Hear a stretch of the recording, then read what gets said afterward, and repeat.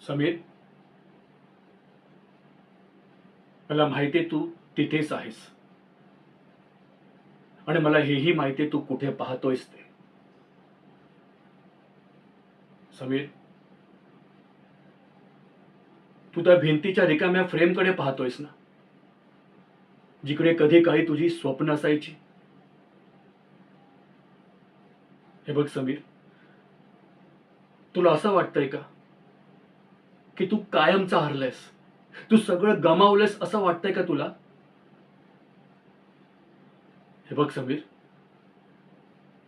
मी कधीही सूर्योदय नाही पाहिला, पण मी तो अनुभवलाय. रोज सकाळी जेव्हा पक्ष्यांचा किलबिलाट होतो आणि वाऱ्याची पहिली झुळूक जेव्हा माझ्या गालाला स्पर्श करते ना, तेव्हा जाणवतं की आजचा दिवस काहीतरी नवीन घेऊन आला आहे.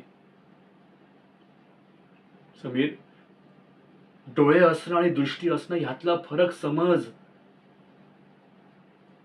तू फक्त डोळ्यांनी पाहतोयस ना, म्हणून तुला सगळीकडे फक्त अंधारच दिसतोय.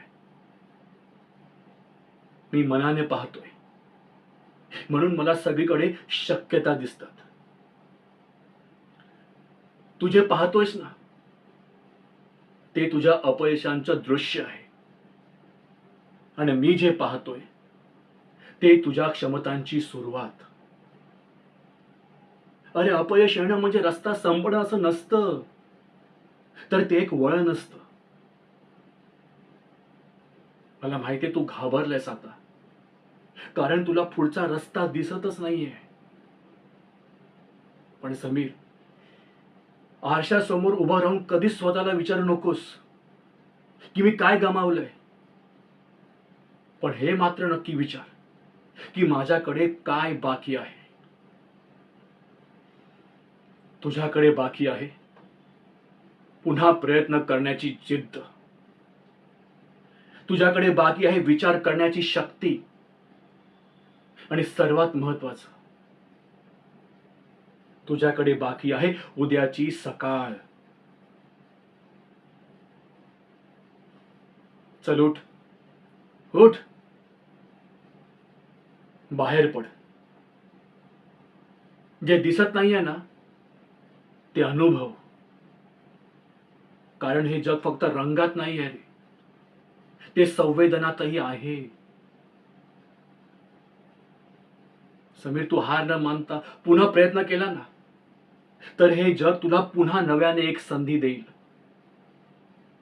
कारण पडणं हे चूक नाहीये, पण पुन्हा न उठणं ही मोठी चूक आहे.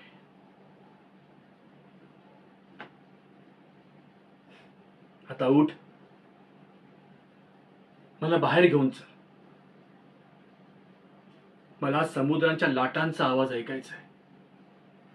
अरे, त्या लाटाही सांगतात रे की मागे जाण्यापेक्षा पुन्हा पुढे येऊन किनारा गाठणं महत्वाचं आहे.